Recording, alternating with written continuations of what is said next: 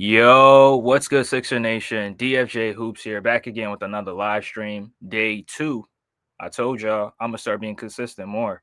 But appreciate y'all for tuning in. Appreciate y'all for tuning in. The regular season is about to start. There's a lot of things to talk right now. A lot of things in the news. We got to talk about it. I think today on the agenda, a report came out yesterday suggesting 3 Sixer players who could potentially get traded before the or by the trade deadline next season. So we're gonna get into that article, talk about those players who could potentially get traded, and I'm gonna give my thoughts on it. Also, the AI jerseys will officially be returning next season. We're gonna talk about that, give my thoughts on it, and also the Quentin Grimes and the Sixers contract situation took another turn. We got to talk about that as well. But we have other things on the docket today. Other things like the wild card stuff that I'm gonna talk about very soon. But if you just came in, please make sure you smash that like button for me. Also subscribe to the channel if you haven't. Salute to my guy. Oh man. Salute to my guy BJ, bro, in the building. Cavalier fan, Cavalier faithful. But hey, BJ, on some real shit, bro, you gotta subscribe to Tune In Sports. You got to subscribe to Tune In Sports because he's a Cavalier fan, covers the Cavs on Instagram, on YouTube. So you got to get at him, bro. It's 2 platforms: Cavaliers Talk and Tune In Sports. Tune In Sports, right? You got to get at him. But appreciate the love, appreciate the support though. I appreciate you being in here every single time as the first person in here. Appreciate you. Salute to my guy Humble in the building. What's good, bro? Appreciate you for being here. Appreciate you. Salute to my guy, Tune In Sports, Cavaliers Talk. Y'all should definitely go check him out. Go check him out. I got Whiteout in the building. Appreciate you, bro. I'm good on that. He says I'm good on that Grimes. He's not bought in on winning. We're definitely gonna talk about it. We're definitely gonna talk about it as well. Appreciate you though. Appreciate you. If you haven't subscribed to the channel, please subscribe to my channel. Subscribe to the platform. Also, you can follow me on Instagram, DFJ Hoops. But let's get into it. Let's talk about the wild card stuff, and then I'm gonna get into the main things on the docket today. So I think yesterday the Sixers released more footage of Joel Embiid working out with the team. It wasn't anything, not anything special. It's just a simple pass, but he was in practice gear, practicing with the team.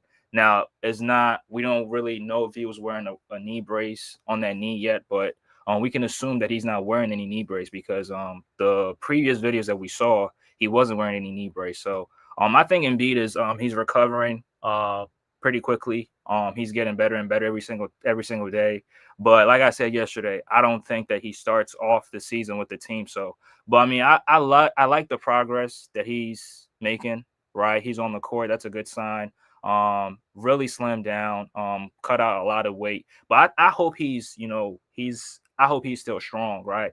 I'm hoping that he's lifting weights. Keeping up that upper body strength because as a big man, you definitely need your big man to be able to deal with the physicality in the paint. Right. Now, these old heads that tell you this era is soft, but trust me, it is very, very physical down low. If you're watching a game in real time, like if you're sitting under the basket, you really know you get to see the amount of punishment that these big men be taking. Like Jokic, if you look at Jokic, right, Jokic gets out the game every single time with a bunch of scratches on his shoulders. I don't know if y'all be seeing it.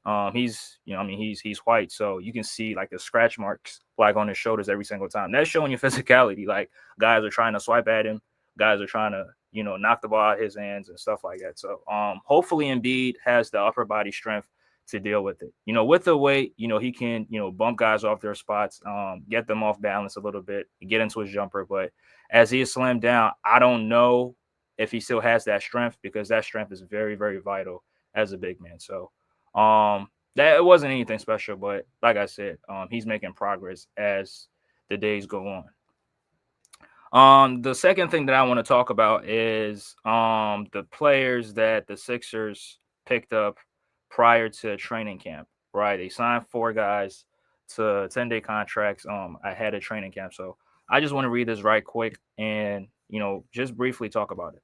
Right, so it says the Sixers signed 4 players to exhibit 10 deals ahead of training camp.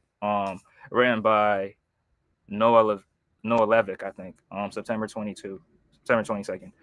It says with their first official practices of the season coming up over the weekend, the Sixers announced four signings Monday night. The team has added Imani Bates, Kennedy Chandler, Malcolm Hill, and Jalen Martin to the team.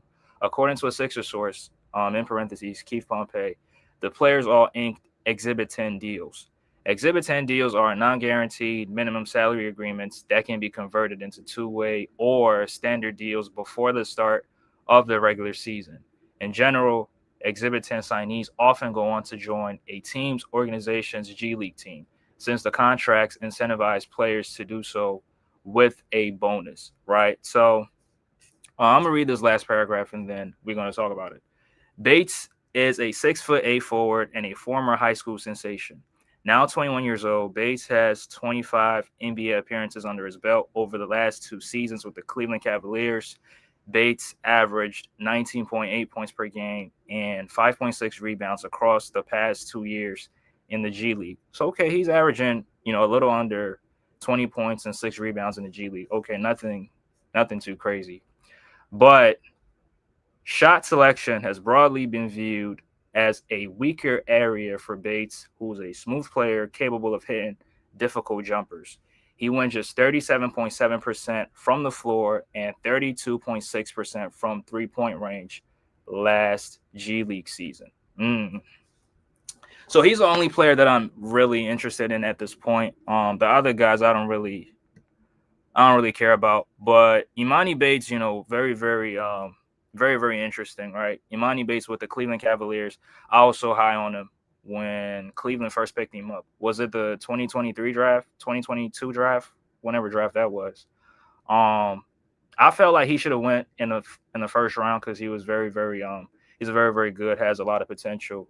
You can see that 6'8", you know, can hit difficult shots, but him only making 37.7% of his jumpers in the G League. That's very, very poor, right? Because the G League, it's a watered down, not even watered down, but the competition in the G League is not the same as the competition in the NBA. So if you really want to make it to the NBA, if you really want to thrive in the NBA, right, you have to be making your shots at a very, very decent clip, right? Because some of these teams are very, very or highly analytic driven, and they're looking a lot at your percentages on the floor, like different spots on the floor. They're tracking every single data because you got scouts at the game, you got other team representatives at the game watching these players very, very closely.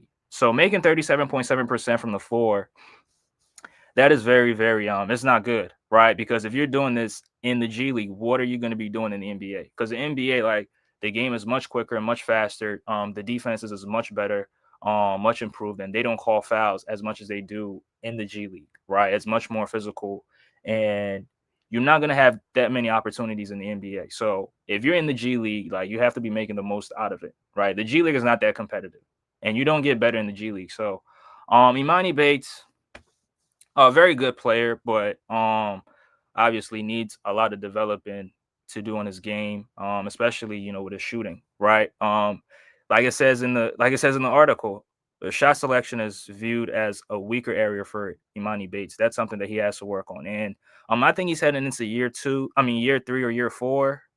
um, by year 3, year 4, if your shot selection is not getting any better, I don't think it's going to get better anytime soon. So maybe that's why he hasn't been able to. Maybe that's why the Cleveland Cavaliers never decided to play him, because the shot selection is a little bit, you know, is a gray area with the shot selection. But other than that, I mean, he's very, very good offensively, but he can score, right? He can definitely score, but the efficiency is just not going to be there, right? And defensively, he doesn't really give you that much defensively. So maybe that's why teams are not really high on Imani Bates. But yeah, 2023, appreciate it. You can drop MVP of the G League, don't mean nothing. Oh, he won the MVP. Because yeah, I mean, winning the MVP, that it means nothing in the G League, right? Because we saw Paul Reed, Sixer guys. We've seen Paul Reed win the G League MVP, and his game didn't really improve that much with us, right? So, And like I said, you don't improve in the G League. You improve in the NBA, right? You improve in the NBA. The G League is not, you go to the G League to display what you're capable of doing. Now, when you get into the NBA, when you're playing with or against better competition, that's when you get to improve. Not in the G League. So, these guys, like it says in the article, these guys 9 times out of 10 are they're most likely gonna sign with the G League affiliate team, which is the Delaware Blue Coats, or any other G League team, any other team's G League affiliate team. So I don't think these guys are going to get converted anytime soon. But if they're able to play up to par, if they're able to play up to expectations, get, you might be able to, the Sixers might be able to convert your contract to a standard deal, like they did with Adem Bona, like they did with Justin Edwards, and then you be a part of the team. But even if you go through that route, you're going to be the 14th, 15th guy on the bench, and you're not going to get significant playing time, right? You only get in the game if somebody's hurt, or you only get in the game when there's a blowout. Like, let's say the Sixers are down 30, or the Sixers are playing against a team who's down 30. They bench all the starters, and then guess what? You get your time to shine. So, yeah, picking guys up, I mean, it's good, but it's not all that. It's not all that, right? It's not all that. And I mean, I just wish these guys the best, man. I just wish them the best. Being in the NBA, remaining in the NBA is very, very difficult, and people don't seem to realize that, right? It's not easy to maintain a job for that many years. That's why when guys play in the NBA for so long, you have to give them their props. Gotta give them their respect, right? Because it's very, very difficult to do, right? It's very difficult. But if you get converted as a two-way, or if you just sign with the G League affiliate team, I think being on the two-way is much better, because at least you get to be around the Sixers team.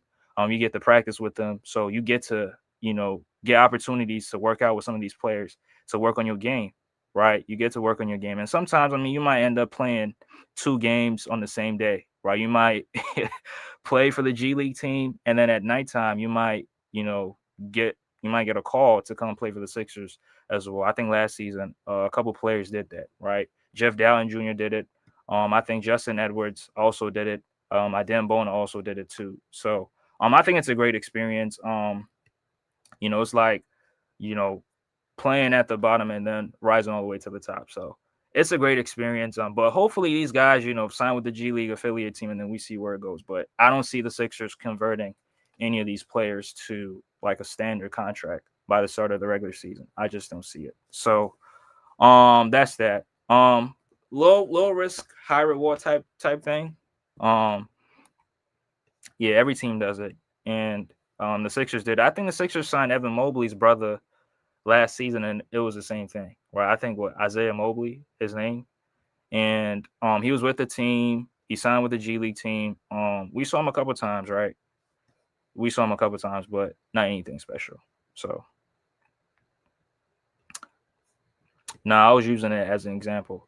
I see the point that you was making. Like winning the MVP in the G League, it don't mean shit. It's not a major accolade. Yeah, salute to my guy Mitch Kovsky in the building. Appreciate you, bro. Appreciate you, Mitch. Appreciate you.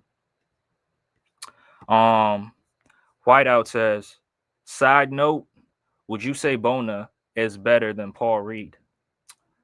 Damn, that's a good question. I think Paul Reed is better offensively. Bona is better defensively. Bona has a high motor than Paul Reed. Bona is much more active. He communicates on the floor because he's a center. He's a defensive guy, so that's what his job is supposed to be. And Bona, I think maybe Paul Reed might be the better player, but I think Bona might be a better fit, right? Because I think Paul Reed is capable of doing more offensively, defensively. Hell, Paul Reed has a 30-point game against Jokic, so you got to give him that. You got to give him his props on that. Now, Bona, I think Bona has a lot of developing to do, offensively, obviously, but I think he sets good screens. He's good as a roller. He can run the floor, very, very athletic. Finishes around the basket, very, very strong. But defensively, he does communicate defensively, but also, he fouls a lot. Now he was just a rookie last season, so you can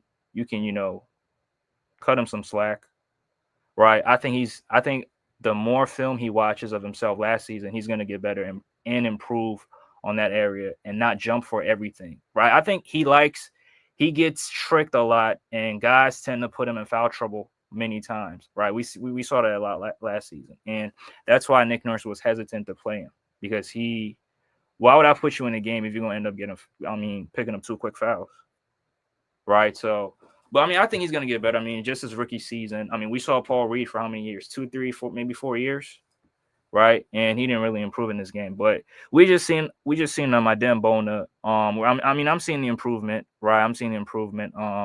I'm seeing the dedication, seeing the hard work in the off season, and I hope he gets better in that regard, right? I hope, yeah, he definitely is learning, right? The bona fide big man, bro. I mean, to this point, you would say that he was giving y'all hell, giving your big man hell.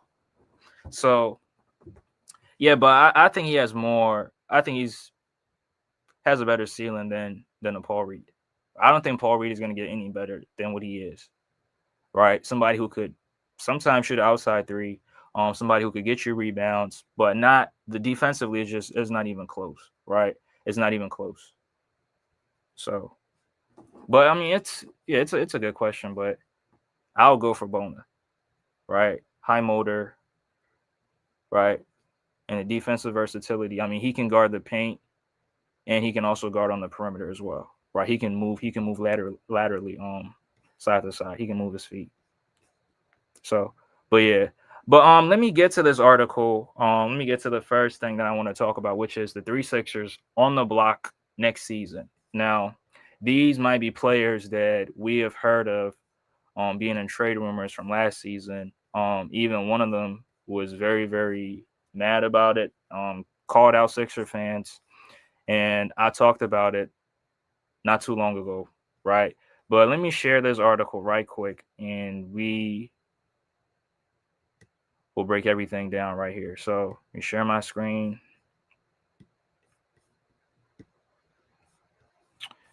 Right. Yeah, and salute the y'all in the comments, bro. Appreciate y'all. Smash that like button.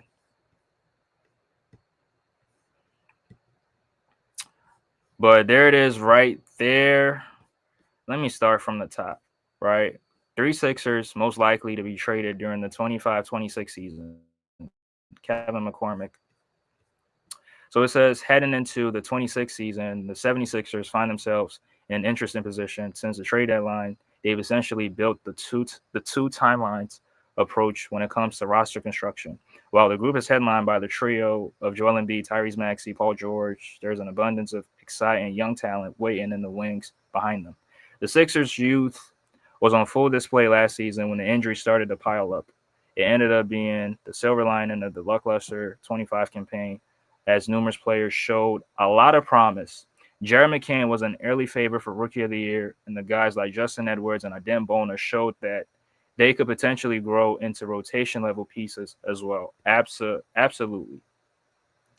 With all the promising talent on the roster, development could still be an area of focus for the Sixers in 2026. If that's the case, a handful of veterans could find themselves in the trade market in the coming months. Roughly a month away from the start of the regular season, here are a few names to monitor as trade chips. Number one, Kelly Oubre. Man, Kelly gonna be pissed off when he sees this one, right? Kicking things off is a player who has already been in his fair share of trade rumors, Kelly Oubre. Now on an expiring contract, the veteran forward is someone who could garner interest across the league in the coming months. The Sixers have reportedly tried to move Oubre to clear up more cap space. With a salary just above $8 million, his contract is one of the most tradable on the roster. If the Sixers do need to open up more minutes on the wing, Oubre could see his name pop up in rumors again when the trade deadline gets closer. And that's true, right? On an expiring deal, teams really like these expiring contracts. It's very, very valuable because they come off the books the next season. So, but me personally, if you can move a Kelly Oubre and get better, I mean, why not get better, right? I'm always into making your team better. So if there's a forward on the market that makes your team better, or even a big man, you can look to get forward by moving pieces, right? You can look for, yeah, definitely look forward to moving pieces. The second guy on this list is Andre Drummond. Now, Andre Drummond's first stint with the Sixers ended in a trade, and his second run with the team could have a similar result. Since accepting his player option back in July, there have been countless reports of the Sixers gauging the market for the former All-Star. Between the promise between the promise bonus show last season and drafting the more polished prospect in Janai Broom, the Sixers might view Drummond as expendable headed into the 26 campaign. Shedding his $5 million salary would greatly benefit the Sixers as they navigate their minimal financial flexibility. And last but not least, Eric Gordon, rounding out the group, is another Asian veteran in Eric Gordon. While he provides a complementary skill set with his shooting, the Sixers could look to move him in an effort to gather more second round draft capital for the future. Between Tyrese Maxey, Jared McCain, Quentin Grimes, VJ Edgecombe, the Sixers have an area guards who need playing time on a nightly basis. Gordon is clearly the odd man out when it comes to the backcourt rotation, which is why a trade is a likely outcome later in the year. Now, the Eric Gordon signing didn't even make any sense, right? Especially also bringing back Kyle Lowry, right? It just didn't make any sense. But the trade in Eric Gordon, first of all, he's on a vet minimum contract, so you're not really going to get anything valuable in terms of assets. But if you get those second round picks, I don't know. Like, people seem to like these second round draft picks, which seems a little bit odd to me. Me personally, I'm more interested in first round picks, right? Those are more valuable than the second round picks. But sometimes you might end up picking up, players that could be, diamonds in the rough. So, he says, pigeon toe, I would get rid of Drummond and Eric Gordon. Definitely, right? Absolutely. Absolutely, right? You get rid of that contract. You make a little bit more space to bring in. It could help sign Quentin Grimes. Getting him a bigger contract than what he's looking for. Than the qualifying offer. My bad. But yeah, if you can, I think Eric Gordon can just be an add-on, right? You just add him to Kelly Oubre or Andre Drummond to get a much more experience, or somebody who could, really help the rotation to help the Sixers, right? And I think Sixer fans are vouching for Adem Bona to be the backup center for the team. Now, me personally, I'm a little bit hesitant because I didn't really see a huge sample size last season to move forward and say, okay, Adem Bona should be the backup center for the team. Now, other people are convinced that he's definitely going to be better and he's definitely going to help this team. But in those Embiidless minutes, you need somebody who could hold it down offensively and also defensively.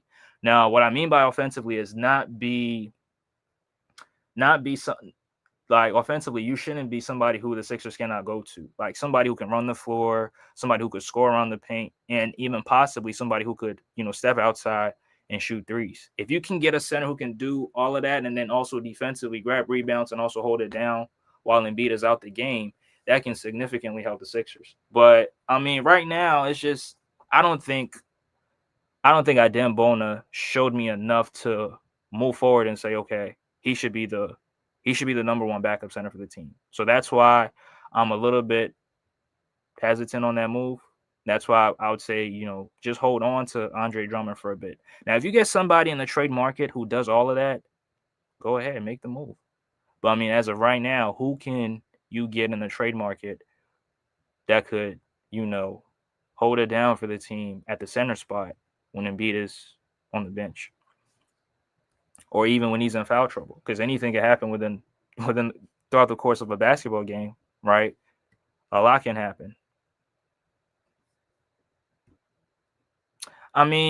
Thomas Bryant ain't all that, bro. He's been he's been getting passed like a blunt, bro. From the Nuggets to from the Lakers to the Nuggets to the Pacers to the Miami Heat to Cleveland. Like, bro, come on, bro. He ain't all that. But yeah, so that's why I'm a little bit I'm saying that let's hang on to Andre Drummond, because there's nobody who could really hold it down at the center spot. Now, if the season rolls around and Adem Bona proves that he could, moving forward, be the backup center for the team and hold it down while Embiid is off the court, then okay, you can get rid of Andre Drummond, right? You can get rid of Drummond. Because also keep in mind, Andre Drummond dealt with injuries too, right? He dealt with injuries. So if we're giving all these other guys injury excuses, we might as well give Andre Drummond the injury excuse. And Andre Drummond was not supposed to be the starter for the team, right?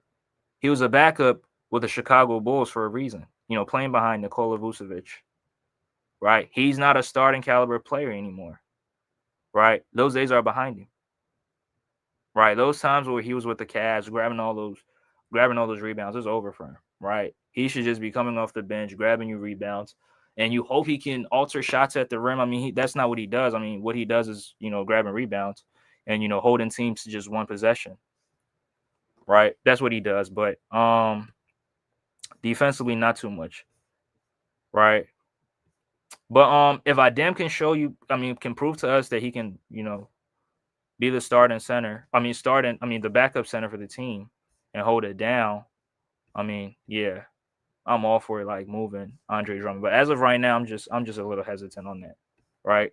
I'm a little hesitant on that. And as far as Kelly Oubre goes, if you can get, an experienced or a veteran forward that's very, very versatile, right? Especially at the power forward position, because it's a little bit shaky on who's going to play the power forward, whether it's going to be Paul George or Trendon Watford or whoever, right? That's one thing that the Sixers really need. We need versatility at the forward position. Now, Paul George is giving you some versatility. He's giving you versatility with his scoring, his playmaking, his defense, right? That's versatility. You also need more versatility at the forward position, at the wing position, right? That could really help Joel Embiid, especially a forward who can step outside, shoot threes, and also grab rebounds and help Embiid with the rebounding battle. Now, as far as rebounding, we have to rebound by committee, right? We have to do it as a team. One man cannot grab all the rebounds, right? One man cannot box out all five guys. Not five guys, but you play certain teams, they send, 2 or 3 guys to the offensive glass. Other teams, decide to go back, right? So if you're playing against teams that tend to send guys to the offensive glass, like the Knicks, who knows? Maybe the Knicks would change their philosophy because Tom Thibodeau is not with them anymore. But if you're playing against teams that, really go after those offensive rebounds, you need your team. You need to rebound as a team, collectively, right? One person cannot do it by himself.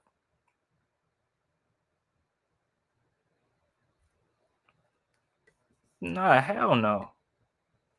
Thomas Bryant, he's very, very good offensively, but defensively, trash cans. Right? Trash cans. I'm not hyped on him, bro.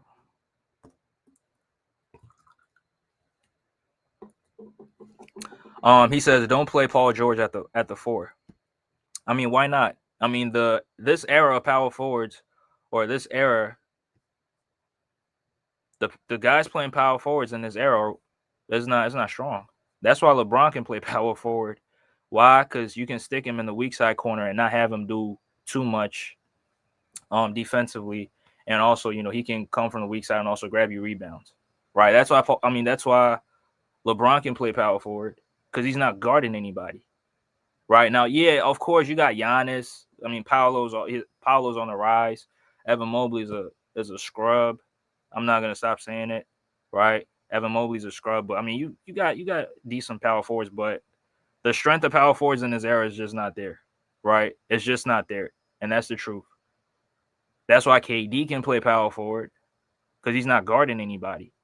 Right? You're not guarding anybody for real. It's a few good power forwards, though. I'm not saying, but it's just the strength of power forwards is just not there. That's why Giannis can make first team All NBA at the power forward for how many years straight? Because the strength of the power forwards is just not strong. Right? It's just not there. So PG at the 4, yeah, I'm all for it. At the 3, I'm all for it as well. But I mean, I would much rather he be at the 3, and then you have a versatile 4, a versatile 4-man along with Joel Embiid. Now we don't know if Trent and Watford could be that versatile 4 that we're looking for, right? We don't know at this moment, but he's just he's just an experiment type player. Um, yeah, we'll see.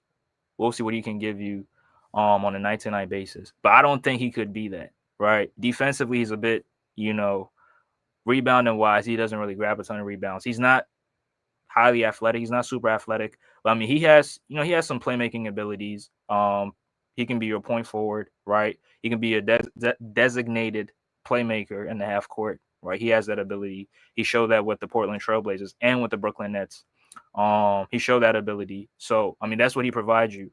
Shooting wise, he doesn't really stretch the floor, make a ton of threes at a high clip. But I mean, he like I said, he can definitely create. He can definitely score as well. But I mean, the Sixers will definitely need that length. And if they can get some some sort of athleticism, they can definitely use that, right? But I don't think he's good enough as your starting power forward, as your starting 4-man. Now, coming off the bench, I think that would be the perfect role for him, right? That would be the perfect role for him. Smash that like button as y'all come in. Mobley and Hunter gonna have fun. Who? DeAndre Hunter? Bro, Paul George might have had a bad season last year, but don't count him out this year. Now, if he comes out and have a bad season this year, then he's washed up then. But hey, don't count out Paul George. Don't count him out. And Evan Mobley ain't shit. I always tell you this, bro. Evan Mobley ain't shit. So that's that's that's that. But let me just go ahead. Kelly Oubre, please, if you see this, you're not gonna see this, but if you see this, bro, don't get mad, bro. I'm just trying to improve the Sixers. I'm just trying to improve the Sixers. To try to be better. So, you see us, don't get mad.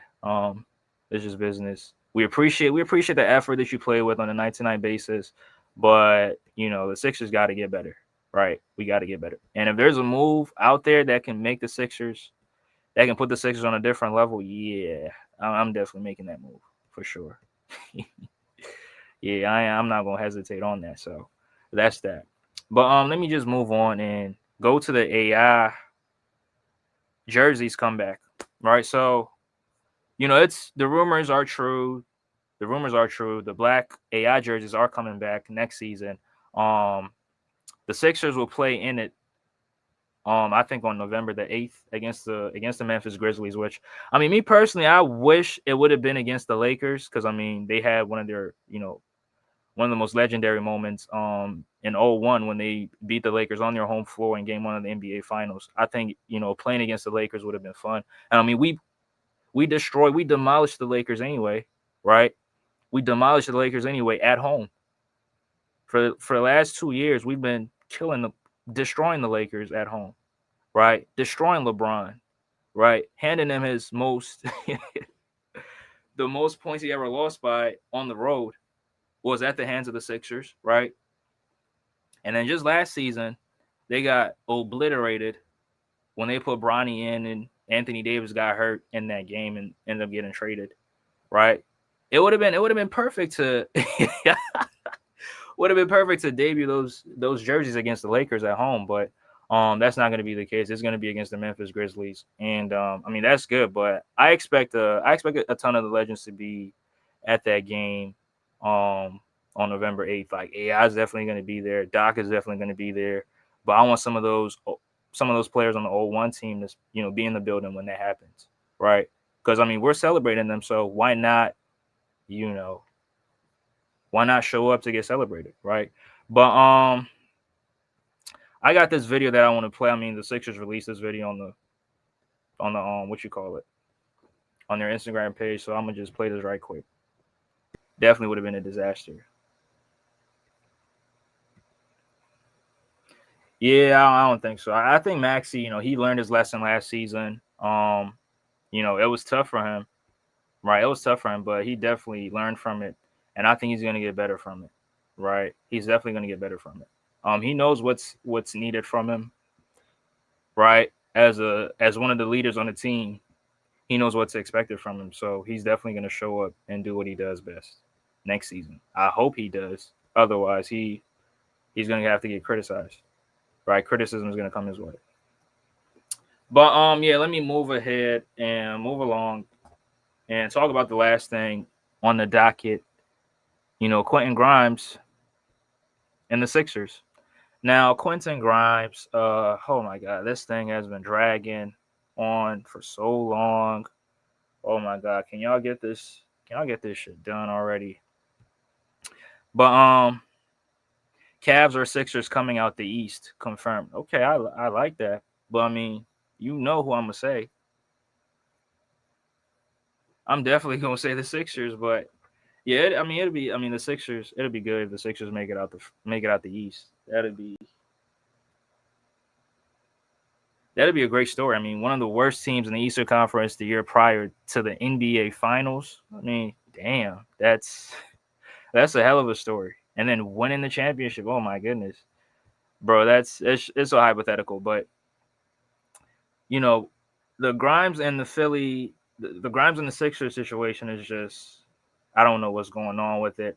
We're getting reports today from Sharania, whatever, that the Sixers and Quentin Grimes are far apart when it comes to the contract signing, right?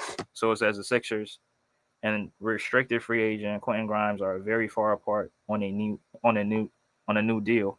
Quentin Grimes taking the qualifying offer is in play, as is a larger 1 year deal where Quentin Grimes makes more than the qualifying offer, which is 8.7 million, but waives his no trade clause. Grimes won't be at Sixers Media Day or in Abu Dhabi.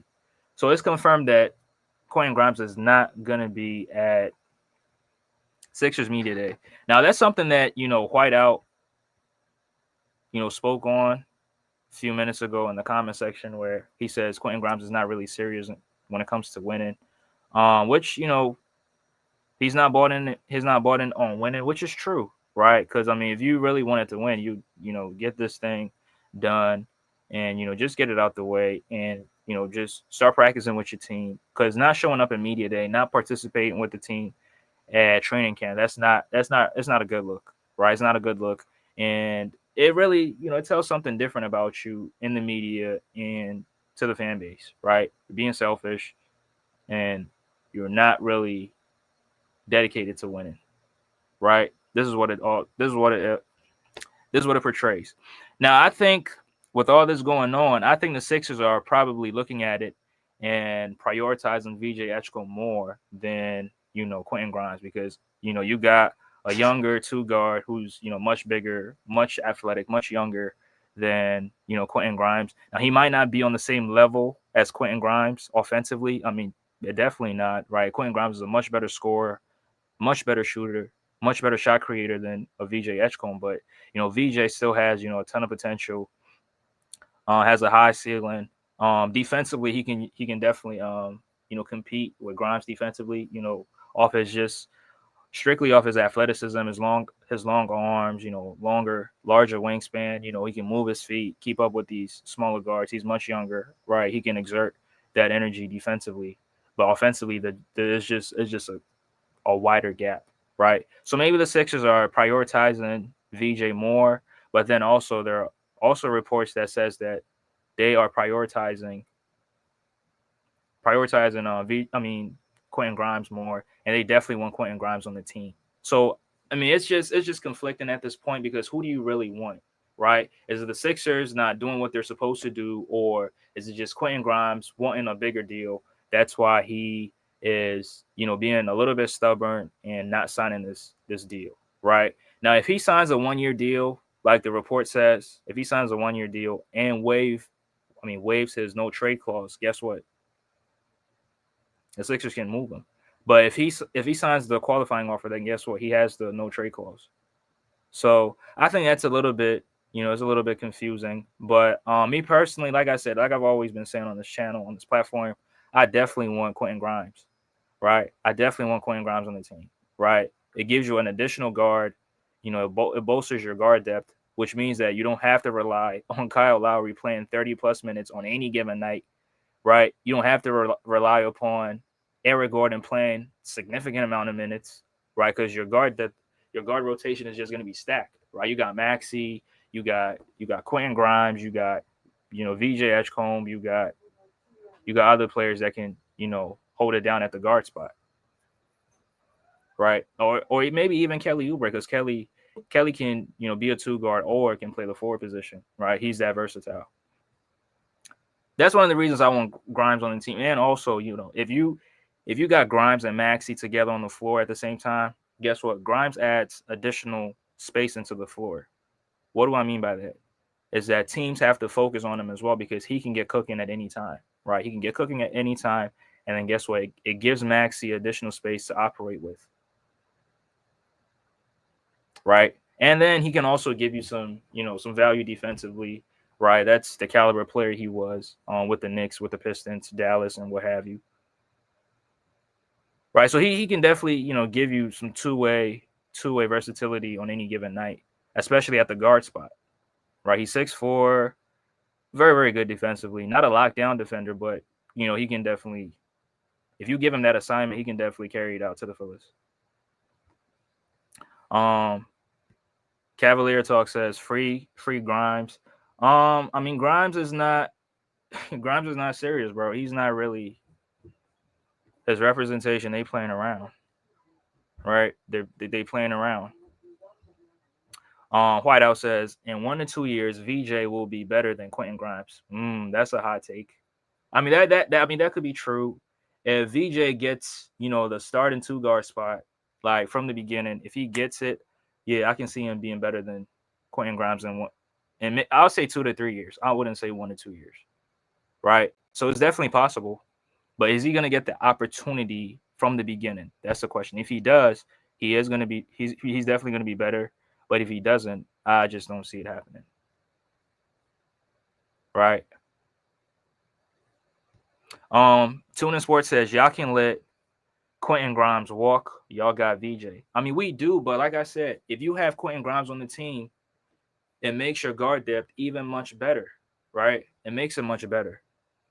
Because guess what? Another thing is you have a secondary playmaker on the floor, right? Because Quentin Grimes can play. I mean, they're not very, very good playmakers, right? But Quentin Grimes can play make, right? He can definitely make plays. He's a shot creator. He can create for others as well, create for himself and for others, right? And then you don't have to rely upon Maxey all the time. You can use Maxey in different roles when they're both on the floor, right? You can use Maxey as an off ball, use Maxey off ball, coming off screens and roll into his his dominant hand and drive into the rim, right? That's a way you can use Maxey.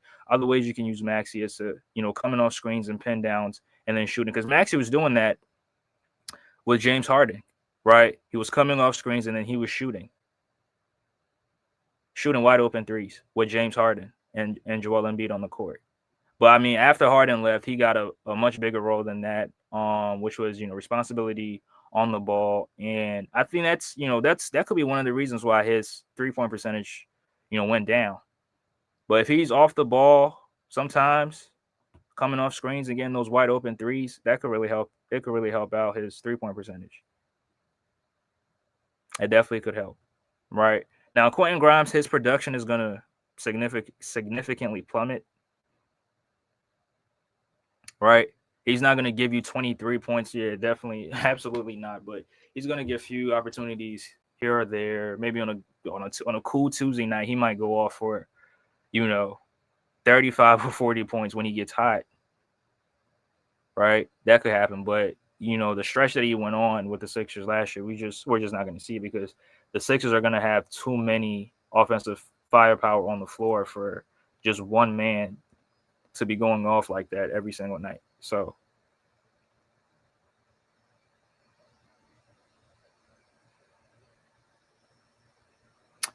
yeah, but I mean, I think Quentin Grimes, like I said, I want Quentin Grimes on the team, but according to reports, according to Shams, I mean, they're far apart from getting the deal done. But also other reports suggest that he and the team the team is prioritizing him and they're doing everything they can to bring him back for next season.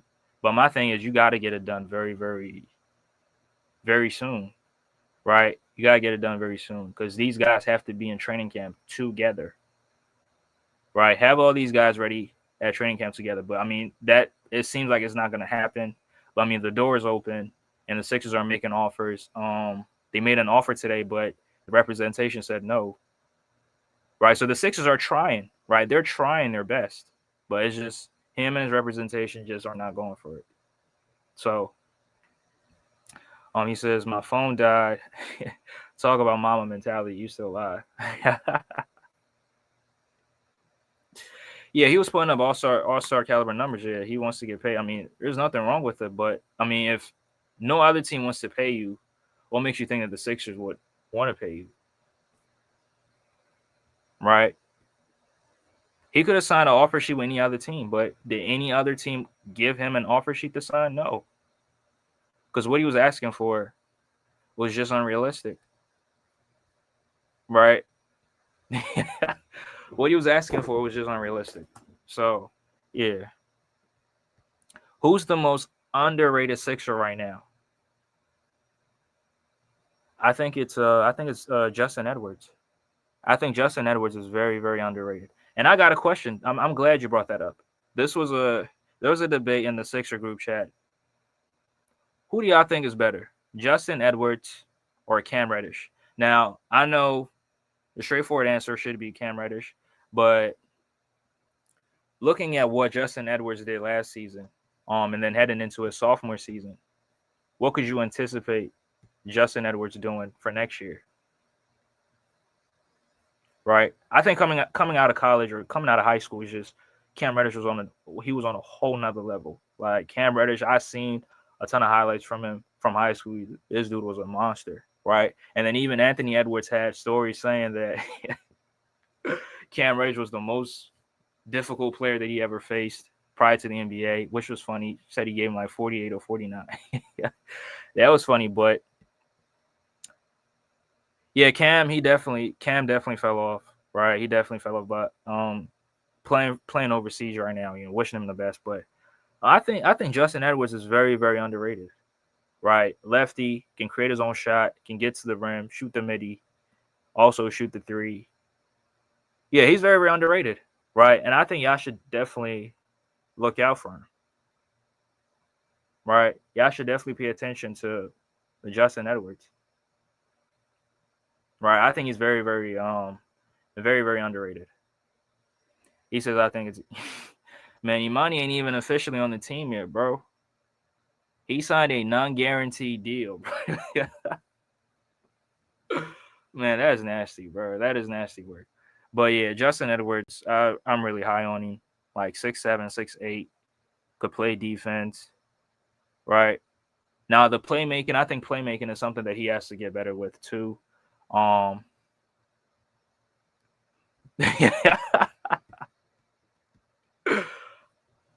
As far as Quentin Grimes, what part of his game needs the most work? Shooting consistency, defense, or creating off the dribble?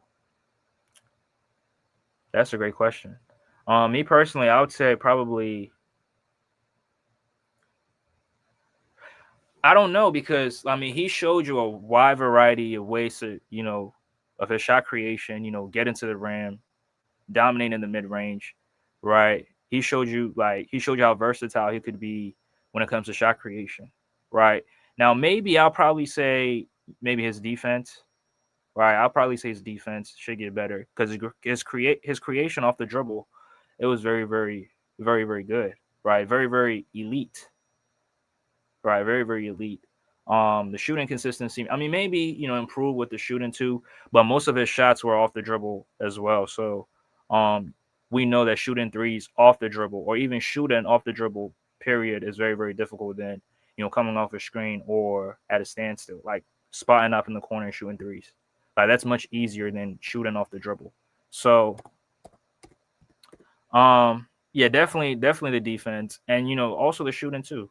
So maybe defense, shooting, and because I mean he shot better. I mean he was above average as far as shooting percentage from the three and from the mid range.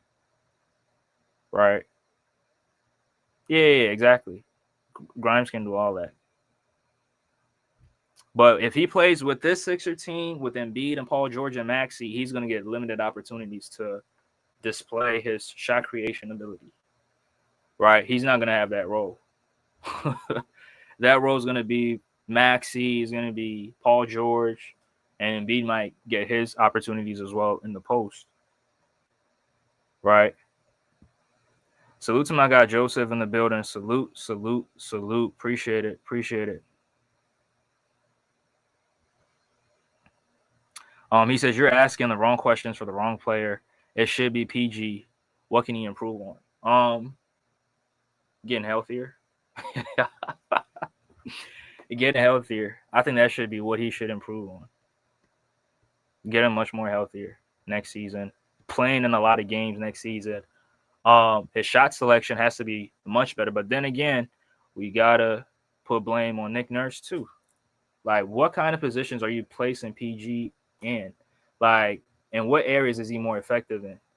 Right? If you put him in the corner and, off a broken play and he gets it at the top of the key and, he dances. I mean, he's too slow, can barely create any separation, right, from his opposing defender, relies on tough shot making to get his buckets. I mean, that's not going to be very, very effective for him.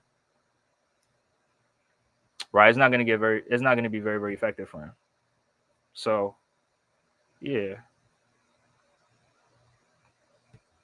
Could Quentin Grimes be a piece in the future trade, or should the team hold on to him? I think they should hold on to him. And keep in mind, I wasn't really high on Quentin Grimes. Right? I wasn't really high on Quentin Grimes. But BJ was like, yo, Quentin Grimes is that dude. He can be he's a much better player than you give him credit for. I'm like, man, I saw him on the Knicks, nothing too special. And then he showed me something completely different. Showed me what he was capable of doing.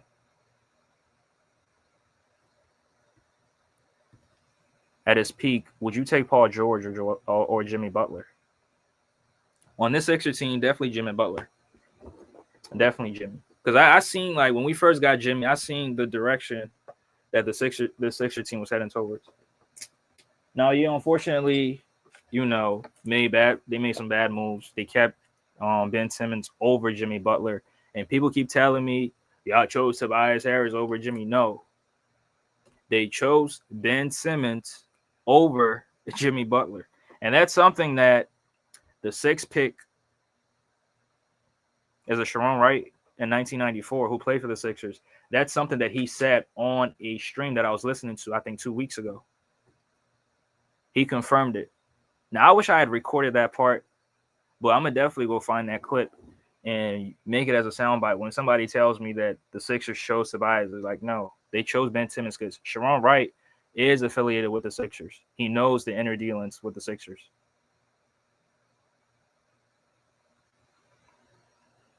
Yeah, I think they should hold on to him right now. I mean, Quentin Grimes, you don't let a player of his caliber, you don't trade a player of his caliber. Now, Kelly Oubre, yeah, you can have that conversation, right? Now, I'm not saying that Quentin Grimes is some top 5 or top 10 two guard in the league. No, if you can trade Quentin Grimes and get Anthony Edwards, hell yeah. I mean, no team is stupid to make that make that trade. So, yeah. He says, I think I got a good question. Is PG's handle and shot creation underrated compared to how people label him as just a shooter? Yeah, I think his shot creation, like his bag in general, is very, very underrated. Like, he's one of the most skillful forwards in NBA history. Or, okay, let me not say NBA history, maybe of his generation. He's one of the most skillful players in his generation. Definitely.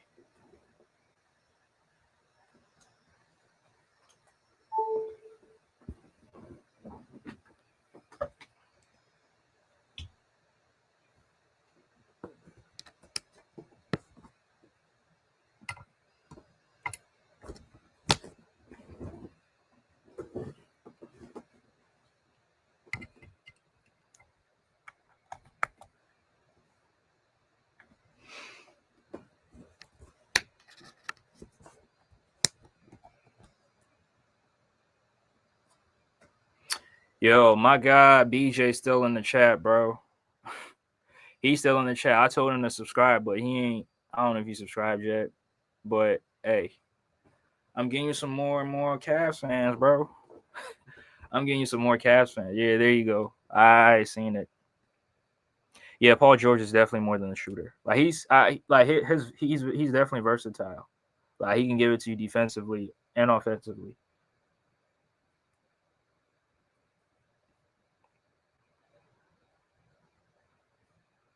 He says when locked in, is PG still a top five? No, no, not anymore. Not anymore. I mean, I'm Man Thompson. I saw Herb Jones, Alex Caruso. Like those guys still exist, bro. Those guys still exist.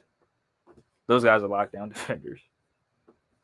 And other guys that I'm probably forgetting, right? PG's not. He's not top. Maybe top 15 or top 20, but not top five. Not top five.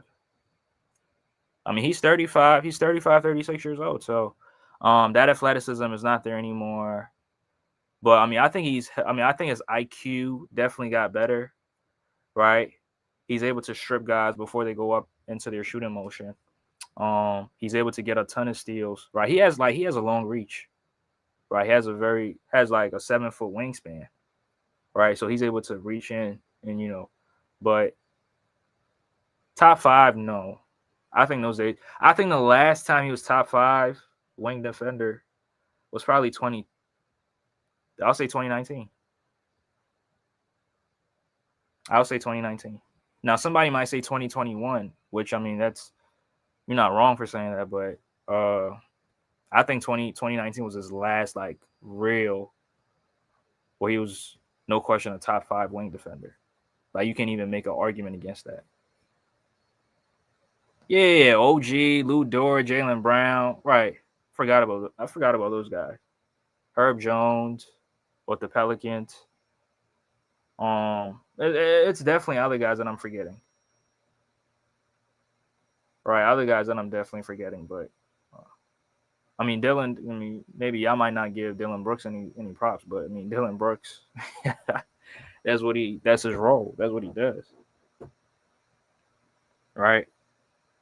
So yeah, but I hope that this Grimes and the Sixers situation can get definitely fixed. I hope he ends up with the Sixers. I mean, if he doesn't, it's all good. But I mean, it makes your guard depth even much better, right? It makes him much better. Like you have versatility within the guards. You have like scoring within the guards. Like it's just better. If you get Quentin Grimes, I think your guard depth is set. Right? It's just set. It'll definitely be set. Now, the only thing you got to worry about is the forward position, right? Which you can address before the trade deadline. You can address in the buyout market. I mean, are there any good forwards in the buyout market? I don't think so, but I mean, anything could happen, right? Anything could happen. I mean, Jalen McDaniels is also a good wing defender too. I forgot about him. He says that guy from Portland, Jeremy Grant. I mean, I wouldn't put Jeremy Grant top five, but the guy on the Hawks, Dyson Daniels, definitely top five. So Dyson Daniels, Herb Jones, Jalen McDaniels.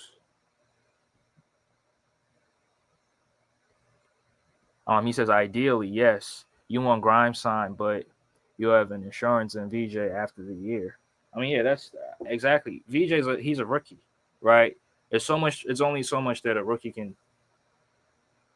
can do on a team like the Sixers. So yeah, absolutely, we definitely need Grimes. But I know my guy Whiteout is definitely not sold on him because the whole signing thing has been a whole long process. But um, once they get it done, like yeah, the Sixers will have one of the best guard depths in the East.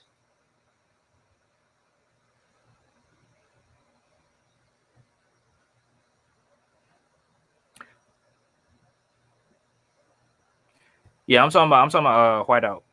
I'm talking about whiteout. And salute to you, bro. Appreciate you. I hope you subscribe to the channel.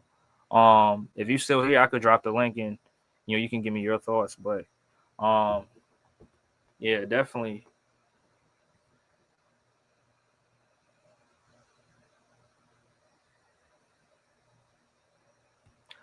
Oh, you talking about Tumani Kamara?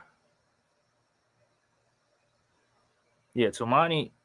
I mean, I think I have to watch more. I think I have to watch more film. I mean, I seen him with the Sixers. He was giving he was giving Maxi hell when we played them at home. He was giving him hell. But I need more. I need more film to make the judgment. But definitely, I mean, OG, Jalen McDaniels, Herb Jones, Dyson Daniels, Lou Dort, and you can't go wrong with Alex Caruso either. So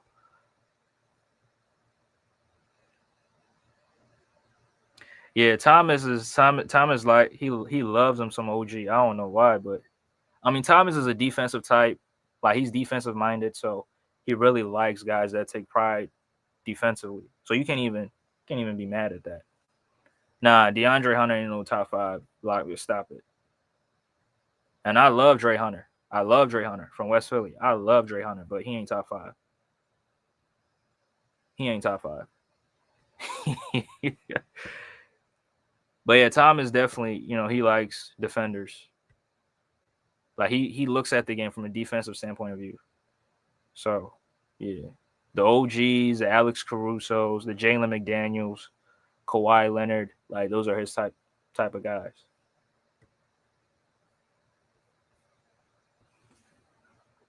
Yeah, would y'all consider Evan Mobley a perimeter defender?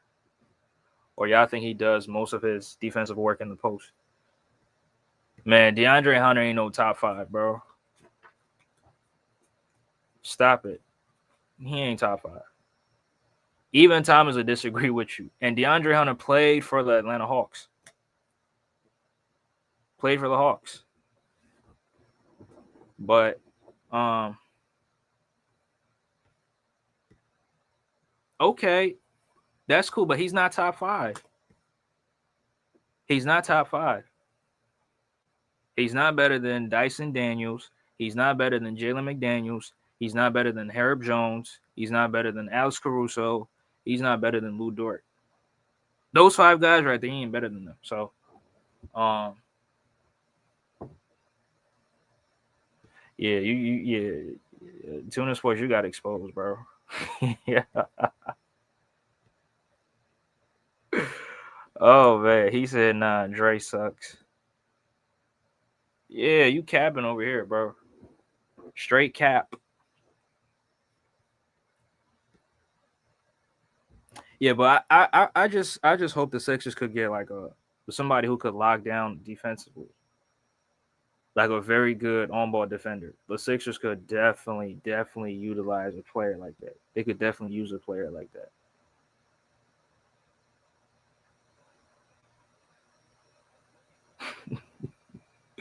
Hey, humble, you funny though. Humble, funny. But yeah, I think I covered everything that I wanted to cover. Um, the wild cards, the main things, covered everything. So, yeah, I appreciate y'all for joining me. Covering the Sixers. 2 days before media day, right? Media day is on Friday, so hopefully, Embiid and all those other guys show up. We're gonna definitely get into how they approach it. Daryl Morey, Nick Nurse. We're gonna break everything down on this platform. So,